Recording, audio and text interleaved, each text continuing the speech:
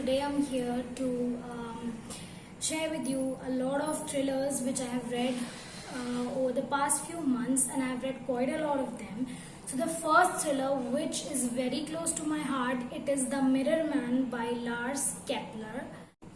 The book talks about a man called Martin who is suffering from post-traumatic stress disorder because his stepdaughter Alice went missing on a trip when his daughter and his wife were on a trip. She goes missing all of a sudden. Now he is in stress and somewhat he blames himself, and hence the post-traumatic stress disorder comes into play. Now this guy Martin, he is found in the CCTV footage of a murder site, and according to the police, Martin is looking at the murder directly when the murder was happening. Now the police is after him, and he's very stressed, and his wife is also unable to understand the correlation, and he cannot explain how he was there at that particular time.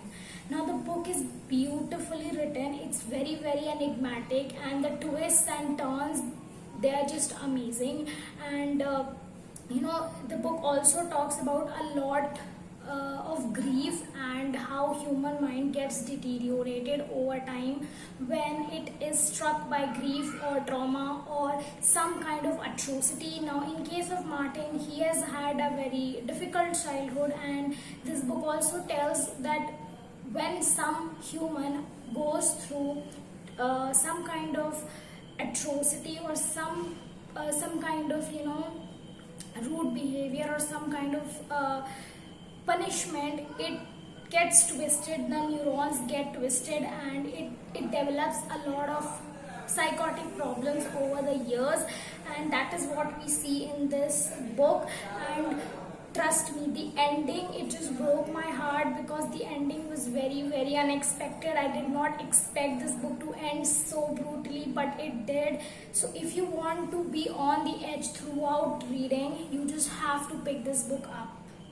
The next book which I'll be talking about is Then She Was Gone by none other than Lisa Jewell. She's a very renowned author, and this book talks about a mother called Laurel who's very worried and has still not forgotten her missing child, who is Ellie. Ellie went missing when she was 15 years old, almost 10 years ago, and the mother has still not given up the search. Now, this event of Ellie's going missing has disrupted Laurel's family, and everybody has scattered apart. But then one day, she meets a guy, Floyd, and this Floyd leads to another hint of her daughter's missing story. As Laurel pursues this story through Floyd, she gets to know what all happened with her daughter, her beloved daughter. And to be honest, this is the plot itself, but when you read it, it's so sad that a girl who's barely 15 is taken away from her home and is put in very bad circumstances, and she is made to do things which she would never have done had she not been kidnapped. It's just a sad story. And then this story also, as human, also affects our brain and makes us doubt every person in our life, because trust is very difficult, and when stories like these come across, you start questioning everybody around yourself. And this book by Lisa Jewell, it inculcates questions, a lot of questions in your mind, and it also leads to doubts regarding other people. Now the conditions in which Ellie was kept and what happened to Ellie, when you will read this, you will be utterly sad. And trust me, I cannot reveal much because the book is all about how Ellie went missing and what all happened to her after she was missing. So you just have to read it, and trust me, I gave this book a 4-star because this book actually gave me a lot of pain and trauma, and I can never forget Ellie Mack.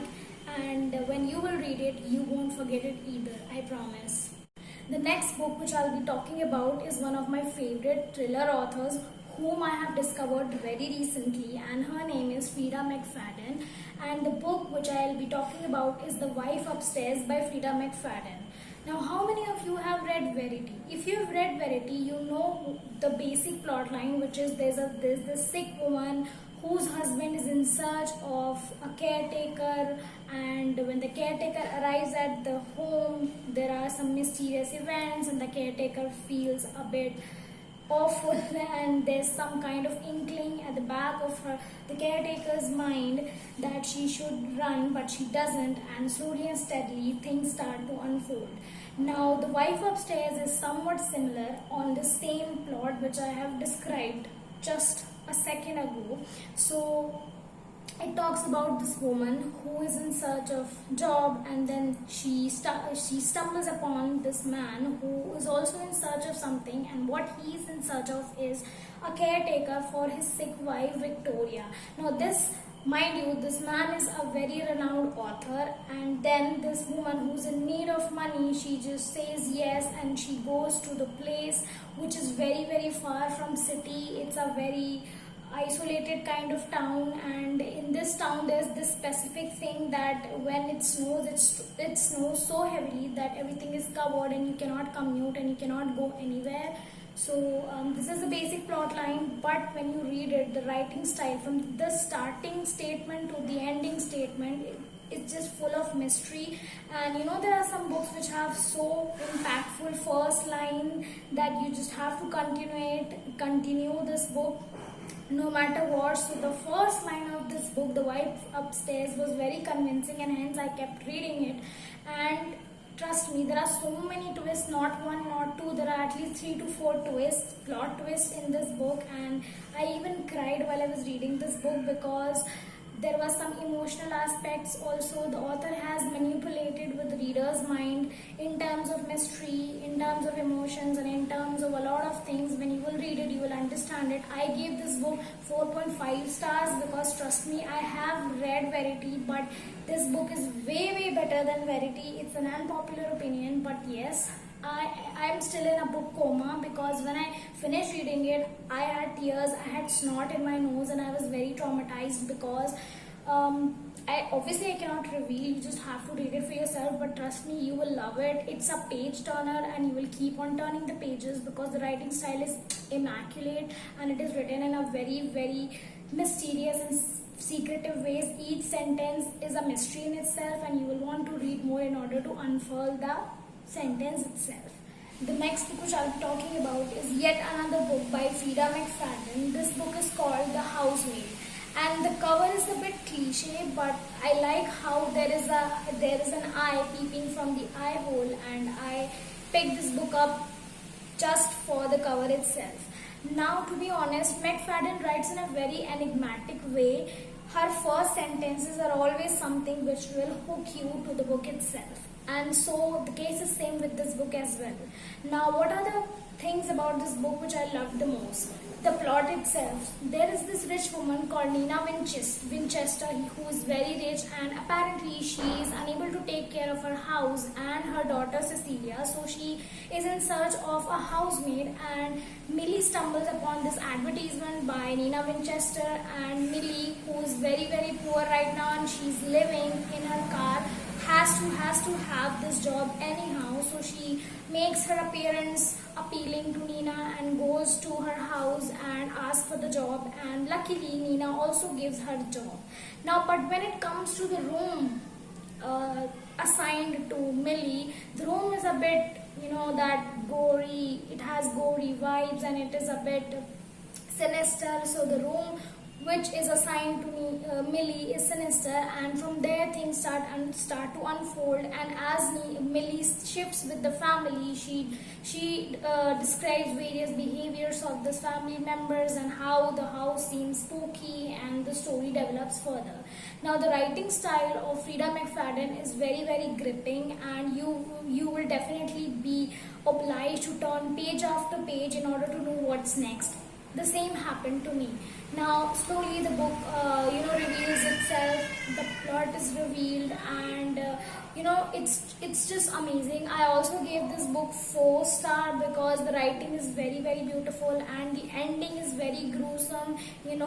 I remember one quote which describes the ending properly, and that is, "What you sow, so shall you reap." So you will know when you read this book further, but trust me, this book will keep you on edge throughout the reading time, and you will want to know more and more. And I know it's on the same plot, that there's this inkling at the back of the mind of the person who's going to be trapped, but trust me, you will enjoy the process, and so did I. The last book which I'll be recommending is The Snowman by Joe Nesbo. Now, this book is the part of the series called Harry Hole series, and Harry Hole is a detective who's always very clever, and he solves all the cases very, very efficiently. Now, in this case, all the women are murdered, and all the women are somewhat made and designed as a snowman after the murder. Now, you can think how brutal it is, and this detective, he is hired to look after the case and to find the killer as fast as possible, because these murders have been happening since a long time, and the police department is unable to find who is after these murders. Now, when you read this book, you understand how some incidents can distort a person's mind in such brutal manner that they lead to something like this. Now, as I said in the previous recommendation, that all these thrillers are born when somebody's mind is played with, either by some sort of disease, or by pressure, or by some intentional behavior towards a particular person or a group. Similar thing happens in this book, and when you will understand the reason, you will feel pitiful towards the murderer, and you will also feel anger towards the society and the people who led to this thick fat book. I know it's hypothetical, but in the real world, things similar to this happens every day, and psychology plays a very, very great role in all these murders which are committed, all these crimes, and all these psychological issues with people. So you just better read it. It's a bit thick. It's up around how many pages? It's around 550 pages long, and it's a bit intimidating, the thickness, but you will not regret it. The book is brutal. It has that gruesome degree.